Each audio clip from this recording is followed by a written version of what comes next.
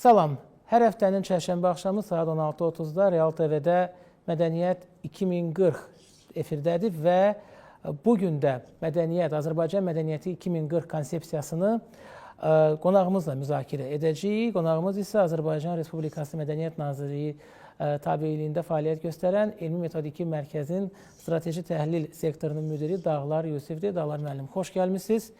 Əlbəttə, konsepsiya çox şaxəlidir və konsepsiyanı əhatə etdiyi istiqamətlər var. Amma istəyərdik ki, ilk növbədə bu konsepsiyanın ümumi bir mənzərəsini təqdim edək ki, bu konsepsiya Azərbaycan mədəniyyətində yaxın 15 il ərzində nələri dəyişmək iqtidarındadır? Deməli, təbii ki, bu konsepsiya çox mürəkkəb və çox əhatəli bir formada hazırlanmışdır. Bilirik ki, ölkəmizdə və dünyada olan yeni reallıqlar ki var, bunları mütləq biz əhatə eləməli öz qanunvericiliyimizlə də. Yəni, mədəniyyətlə yaxından tanış olanda görürük ki, o qədər məsələlər var ki, köhnə qanunvericilikdə, yəni zaman hər gün dəyişir və yeni ehtiyaclar əmələ gəlir. Və burada mən şəxsən bir analiz eləyəndə bunu və 3 əsas prioritet istiqamət və perspektiv təyin elədim özüm üçün. Bunlardan birincisi uzaq perspektivdir ki, yəni uzun və mürəkkəb bir iş getməlidir ki, hər şeydən əvvəl toplumun mədəni şuuru zənginləşsin və mədəniyyət həmin o toplumun mədəni şuuru deyilən platformanın üzərində qalsın və qidalansın. İkinci məsələ konkret kadr potensialının yüksəldilməsidir. Yəni bilirsiniz ki, incəsənət və mədəniyyət insan resursuna, insanın qəlbinə və beyninə, ruhuna dayanan, xüsusən yaradıcılıq, ruhuna dayanan bir istiqamətdir. Və buna görə də insan resursunun burada inkişaf etdirilməsi hər şeydən daha vacibdir. Ona görə də kadr potensialının yüksəldilməsi, kadr istehsal edən, kadr axınını təyin edən qurumlarla iş, bu orta perspektiv adlandıra bilərik. Bir də ən yaxın perspektiv bu dəqiqəki mədəniyyət ocaqları ilə, mədəniyyət müəssisələri ilə konkret və təxirəsalınmaz işin aparılmasıdır ki, bu bizim üçün ən yaxın perspektivdir. Və bu günün özündə bilirsiniz ki, 6 əsas istiqamət var.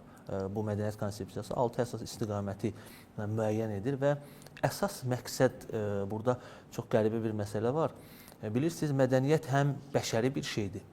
Eyni zamanda mədəniyyət bir fərdin, toplumun, belə deyək, kültürel gigiyenasıdır, onun ruhudur. Təbii. Yəni bu həm bir toplumun intim bir ruhu olmaqla yanaşı, eyni zamanda bütün bəşəriyyətə oxunaqlı olmalıdır. Ona görə də burada bizim dünyaya inteqrasiya, müasir dünyaya inteqrasiya yanaşı, eyni zamanda qloballaşan və o domna peçi deyirlər də, həmin o peçdə bir-birinə qarışan dünya, qloballaşan dünyada öz fərdiyyətimizi, öz mədəni fərdiyyətimizi qoruyub saxlamaq. Bax, həm qloballaşmaq, həm ümumilli olmaq, yəni daha doğrusu oxunaqlı olmaq bütün dünya üçün, eyni zamanda da öz fərdiyyətimizi, fərdi keyfiyyətlərimizi, mədəni keyfiyyətlərimizi qoruyub saxlamaq. Bu əsas konsepsiya. Bax, siz hazırda Elmi Metodiki Mərkəzi təmsil edirsiniz, yəni orada çalışırsınız. Ümumiyyətlə, mənə prosesin özü maraqlıdır. Bax, konsepsiya əslində bir əsas sənətdir, yəni ana sənətdir.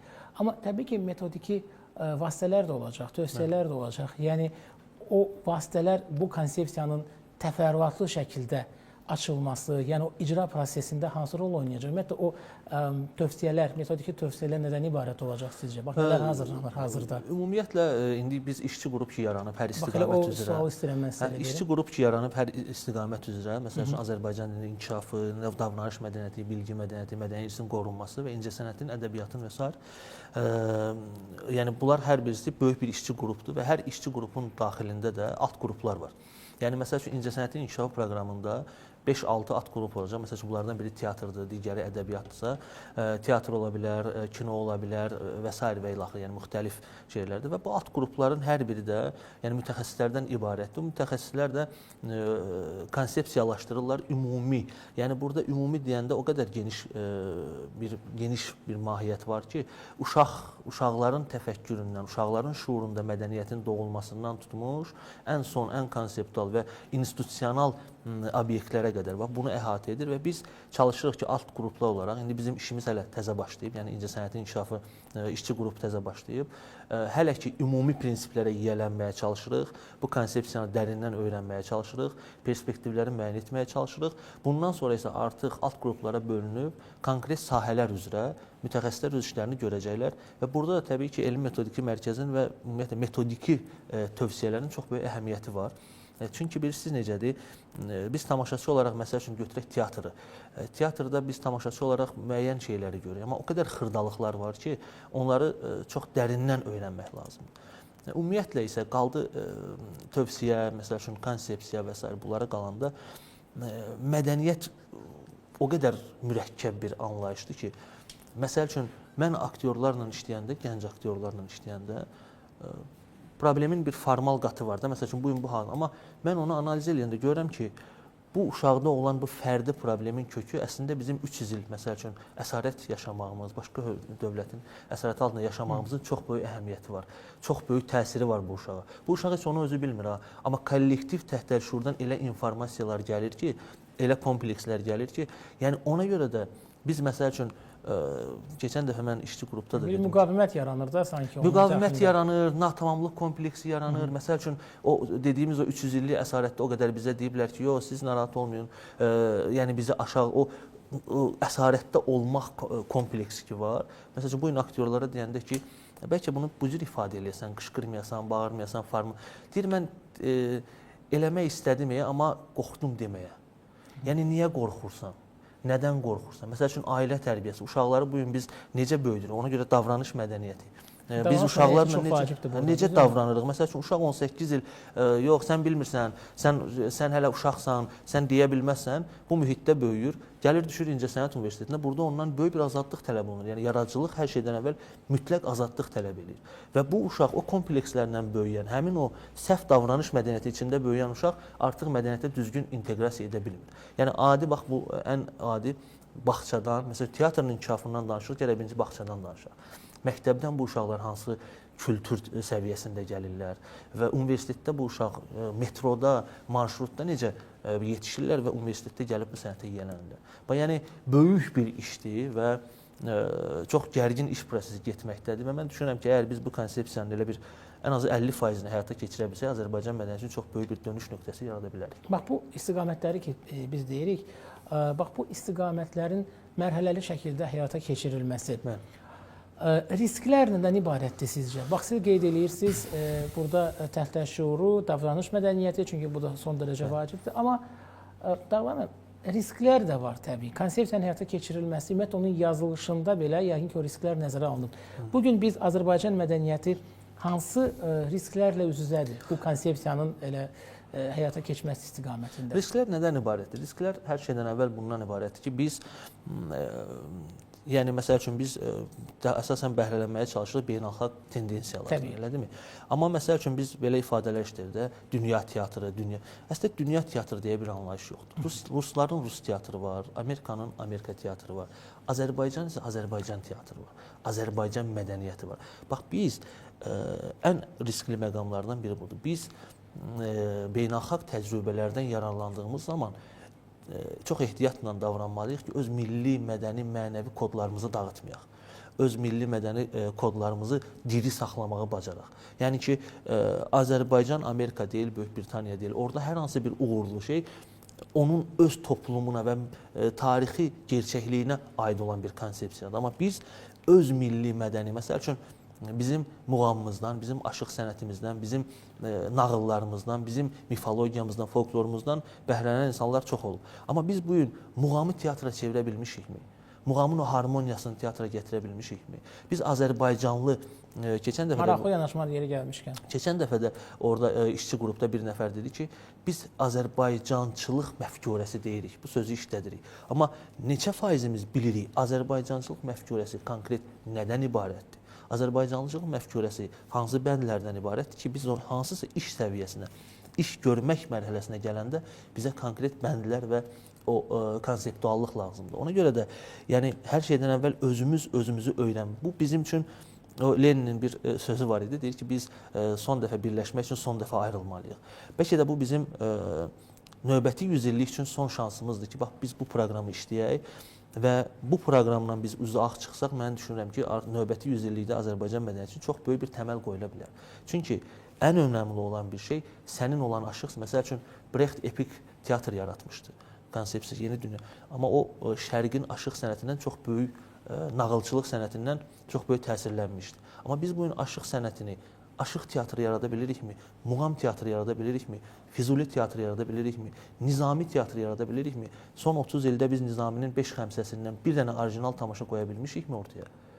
Bax, bu milli kodları canlandırmaq və beynəlxalq təcrübədən yələndiyimiz zaman milli kodların canlılığını nəzərə almaq bizim üçün çox önəmlidir. Yəni bu konsepsiyada faktiki olaraq milli kodlaşdırma var. Ən böyük məsələ milli kodların dirçəlməsi, milli kodların mədəniyyətə axınının təyin edilməsi. Tamam, bax elə mən buradan çıxış edərək bir məsələyə toxunmaq istəyirəm və bu da konsepsiyada öz əksini tapır. Mən bunu sizdən öncə də respondentlərimə vermişdim, eyni sualı ünvanlamışdım. Qlobal mədəniyyətin, siz qeyd etdiniz əslində ki, yəni qlobal deyil, sadəcə olaraq hər bir xalqın öz mədəniyyəti var, öz teatrı var. Bəli. Amma hər halda qlobal mədəniyyət anlayışını biz inkar edə bilmərik. Qlobal mədəniyyətin bu qədər tüyan etdiyi bir vaxtda, xüsusilə də informasiya texnologiyalarının, müasir texnologiyaların inkişaf etdiyi bir vaxtda milli kimliyimizi qoruyub saxlamaq riskləri də var. Mən əslində onu deyirəm. Milli kimliyimizi qlobal mədəniyyətə qarşı qoyduqda biz nə dərəcədə öz, belə deyək, gücümüzə güvənə bilərik? Bilirsiniz, milli kimliyi, qlobal mədəniyyət və milli kimlik anlayışları arasında əslində bir konflikt xarakterli bir münasibət yoxdur. Məsəl üçün, biz muğam oxuyanda elə bir xalqın nümayəndəsini siz məsələn təsəvvür edə bilərsinizmi ki, bizim muğamla konfliktə girsin ki, yox, bu nə sənət növüdür, bu lazım deyil bizə. Başa düşürsünüz? Biz milli kimliyimizə hakim olsaq, çünki mədəniyyətdə hər şeydən önəmli olan özün kimi olmaqdır. Yəni, məsəl üçün, kimsə bizə tamaşa qurur, özünü oxşadır Amerikalılara və yaxud da hər hansı bir məşhur gənc rejissordur, amma özünü oxşatsa bir məşhur, məsələn, Tuminasa, bir rejissora, Robert Wilsona, biz ona nə deyərik? Deyərik, bu əladır, gözəl təqlid edirsən, amma özün ol görək, özün kimsən? Mədəniyyət kontekstində ən böyük dəyərlərdən biri səmimi olmaqdır.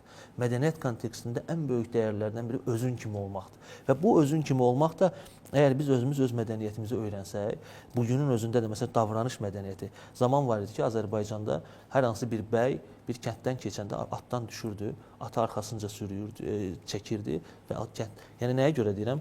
Bizim o qədər dəyərli məsələlərimiz var ki, məsələn, mənim xaricdə yaşayan dostlarım var da, o öz anasını buradan aparır, orada piknik eləyirlər, kebab çəkirlər və s. Deyir, onlar bizə dəhşətlə baxır ki, siz nə qədər gözəlsiniz, siz nə qədər dəyərlisiniz, siz bu dəyərləri necə qoruyub saxlamısınız? Məsələn, Avropanın özündə bu gün ən çox işlək olan obyektlərdən biri qocalar evidir.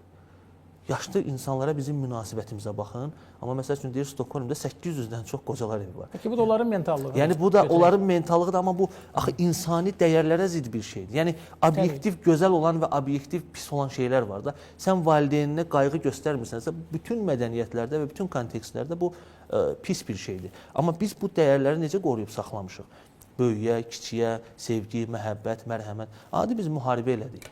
Bütün dünyaya müharibə etmək mədəniyyətini biz öyrətdik. Baxın bugün, bütün müharibələrə baxın. Görün o mülki əhalinin qorunması, müharibə əxlaqının saxlanması. Allah eşqinə bunu bizi qədər qoruyub saxlaya bilən ikinci bir xalq görürsünüzmü? Bax, bu çox böyük dəyərdir. Və bugün biz bu siyasətin bir parçasıyıq. Tamam, milli mənəvi dəyərlər, yəni anlayışı müxtəlif vaxtlarda mübahisələrə səbəb olur. Yəni, ümumiyyətlə, milli mənəvi dəyərlər, belə deyək, mücərrəd anlayış kimi də qələmə verilir, onun konkret çəkisi də bəzən təqdim olunur. Amma Mədəniyyət 2040 konsepsiyasından çıxış etsək, niyə deyirəm? Çünki bizim bu müsahibədə də, bu dialoqda da faktiki isnad etdiyimiz bir sənət var. Milli mənəvi dəyərlərin ölçüsü nədir bugün? Yəni, faktiki olaraq biz artıq bu mübahisələrə, bu konsepsiya ilə son qoya bilərikmi? Milli kimliyimizi ortaya gətirərək və bununla da milli mənəvi dəyərlərin mövcud olduğunu artıq tam o möhürlü şəkildə bir növ təqdim etməklə. Mənim üçün ümumiyyətlə konsepsiyada da və burada da hər şeydən əvvəl ən böyük dəyər peşəkarlıqdır. Biz öz kimliyimizə, insanlara çatdırma, hər şeydən əvvəl peşəyə çox düzgün və 100% yiyələnməyə bacarmalıyıq. Çünki ən böyük dəyər öz işinə sadiqlikdir. Məsəl üçün, sənətlə bağlı biz niyə çox vaxt düşürük də qəlblərə? Çünki məsəl üçün, aktyor olmaq üçün o bir rus qadına sual verirlər, deyir ki, yaxşı aktrisa olmaq üçün nə etmək lazım? Nə lazımdır? Belə deyir ki, əlində də belə siqar, deyir ki, abır-həya lazımdır. İndi biz necədir? Yəni, dünyanı utanmaq xilas eləyəcək. Dünyanı utanmaq xilas edəcək nə deməkdir? Yəni, biz bugün özümüzə qarşı tənqidi yanaşmağı bacarmalıyıq. Amma milli mənəvi dəyərlər senzur olmamalıdır. Böyük mənada kimlərinsə əlində çeynənən və insanların yaradıcı azadlığının qarşısına həmişə bir bənd kimi çəkilən bir bənd olmamalıdır, bir beton sədd olmamalıdır. Yəni milli mənəvi dəyər hər şeydən əvvəl ən böyük dəyər sənətin və əxlaqına yiyələnmək və peşəkarlığa yiyələnməkdir. Sən peşəkarsansa artıq sən bu ölkənin ən böyük dəyərlərindən birisən. Və təbii ki, yenə deyirəm, biz alətlər var, bir də mahiyyət var. Biz öz milli mənəvi mahiyyətimizi peşəkar və müasir alətlərlə yenidən ortaya gətirməyi bacarmalıyıq. Yəni biz müasirlik deyəndə onu demirik ki, biz gətirək bu gün cəmiyyətdə olan pislikləri özümüzə daşıyaq. Yox, gözəllikləri, amma bugünkü ictimaiyyətin zehnində olan, bugünkü ictimaiyyətin zehninə, bugünkü ictimaiyyətin şuuruna müraciət edə biləcək, onun şuuruna yol tapa biləcək müasir alətlərdən istifadə edərək. Bəli. Yəni müasirliyin bu tərəflərini götürmək lazımdır. Məsəl üçün süni intellekt var. Süni intellektin çox gözəl tərəfləri var. Amma bir tələbə özü yaradıcılıq işini gətirmək əvəzinə süni intellekti yazdırıb gətirirsə, bu məsələnin neqativ tərəfidir. Amma eyni zamanda axı o tələbə süni intellektdən çox şey öyrənə bilər. Əlbəttə. Bax, bu sənədin ən böyük məsələlərindən biri də məhz bu şeylərə aydınlıq gətirməkdir. Nəyi biz götürməliyik, nəyi dışlamalıyıq və özümüzü necə tapmalıyıq? Bax, siz işçi qrupunun fəaliyyətini qeyd etdiniz. Bəli. İşçi qrupunun fəaliyyəti üçün nə qədər zaman lazımdır ki, artıq bizim əlimizdə Mədəniyyət 2040 konsepsiyasının tam şəkildə işə düşməsi üçün sözün əsl mənasında alətlər olsun? İşə düşməsi üçün, məsəl üçün birinci mərhələ bilirsiniz ki, yəni işə düşüb əslində, amma sadəcə olaraq dediyiniz kimi işçi qruplarının fəaliyyəti mütləqdir burada. Biz məsələn belə deyək də, biz problemləri müxtəlif yerlərə böləndə, məsələn deyirik ki, məktəblərdən artıq uşaqlarda kültür fuşu var. Ümumiyyətlə, mədəniyyət elə bir şeydir ki, ana bətnindən insanın beynində kodlaşmağa başlayır mədəni dəyərlər. Və bax, görürsünüz nə qədər uzaq bir perspektivdir. İndi biz elə bir şərait yaratmalıyıq ki, o kodlar düzgün formalaşsın. Amma məsəl üçün 2026-2030-cu illərdə bilirsiniz ki, birinci mərhələ belə hesablanır. 2026, 2030, 2030, 2035 və s. Və 2026-2030-cu illərdə biz yaxın perspektivdə işlər görməliyik. Konkret məsəl üçün teatr müəssisələri, muzey müəssisələri. Məsələn, bilirsiniz ki, artıq çox böyük bir attestasiya dalğası başlayıb musiqi sahəsində. Yəni, attestasiya yaxın perspektivin faktıdır. Nəyə görə? Hər şeydən əvvəl düzgün kontingent, düzgün peşəkar kontingent yetişdirmək lazımdır və bu gün musiqi sahəsində gedən uğurlu attestasiya siyasəti onu göstərir ki, və onun çox dəhşətli məqamları üzə çıxarır. Kadr siyasətidir əslində bu da. Kadr siyasətidir və yenə deyirəm, ən yaxın perspektiv kadr siyasətidir. Kadr siyasəti, belə deyək, istedadsız adamlardan, yararsız adamlardan onun səviyyəsini qaldırmaq, lap yararsız adamlardan qurtulmaq və yeni bir şəffaf kontingent yaratmaq ki, sonra bununla biz o yüksək ideallara çata biləcəyik, yoxsa yox. Ona görə də hər şeydən əvvəl biz kontingenti təmizləməliyik. Düzgün, doğru, əqidəli və işinin peşəkarı olan, heç olmasa yüksək faizdə işinin peşəkarı olan bir kontingent yaratmalıyıq. Tamam, bax, sizin peşənizlə bağlı sual vermək istəyirəm və teatrşünassınız. Təbii ki, bax, bu konsepsiyanın yaxın 15 il ərzində nəzərdə tutduğu istiqamətlərdə teatr fəaliyyəti də var, mədəniyyətin ayrılmaz hissəsi kimi. Nə çatmır bugün bizim teatrımızda sizcə? Bu konsepsiya nələri dəyişə bilər? Sizin suallarınızın hərəsi bir konferans mövzusudur. Ona görə mənim üçün çətindir o suallara cavabı formülə eləmək. Amma deyim də sizə. Bax, bayaqdan elə məsəl üçün dediyimiz kimi ən böyük məsələlərdən biri sırf bir yaradıcı şəxsiyyətin formalaşması üçün hər şeydən əvvəl birinci ailə, təhsil. Ən önəmli məsələ təhsil. Biz 4 illə aktyor olmaq mümkün deyil. Yəni, biz hər şeydən əvvəl məsəl üçün elə xalqlar var ki, onlar övladı deyir ki, mən kino rejissor oluram, atanın övlada ən birinci hədiyyəsi kinoaparat olur. Yəni, uşağı əvvəldən yönləndirmək, bu çox önemli. Məsəl üçün, bu gün mən çox sevinirəm. Biz yaxın vaxtlarda, yaxın keçmişdə Azərbaycan İncəsənət Məktəbi adlı bir qurumla mənim layihə rəhbəri olduğum bir teatr uşaq tamaşaları festivalı elədik. Yəni, Nazirliyin mədəniyyət evləri var, məktəblərin tərkibində mədəniyyət klubları var. Bax, bizə çox maraqlı oldu ki, orada necə bir proses gedir. Və mən gördüm ki, nə qədər istedadlı uşaqlar var.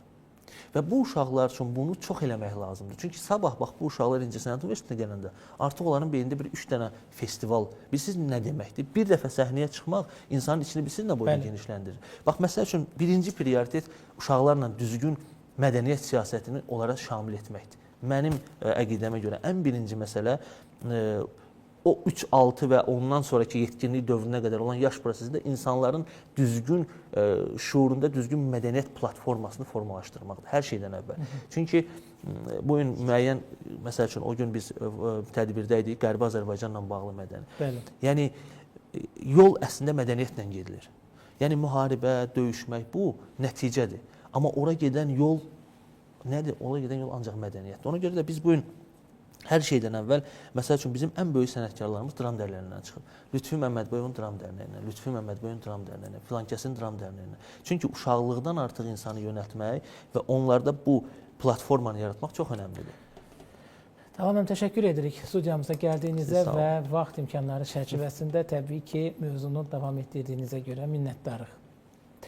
Bəli, Azərbaycan Mədəniyyəti 2040 efirdə idi və studiyamızın qonağı Azərbaycan Respublikası Mədəniyyət Nazirliyi tabeliyindəki Elmi Metodiki Mərkəzin Strateji Araşdırmalar sektorunun müdiri Dağlar Yusif idi. Bizim isə müzakirələrimiz hər həftənin çərşənbə axşamı saat 16:30-da Real TV-də davam edəcək. Salamat qalın.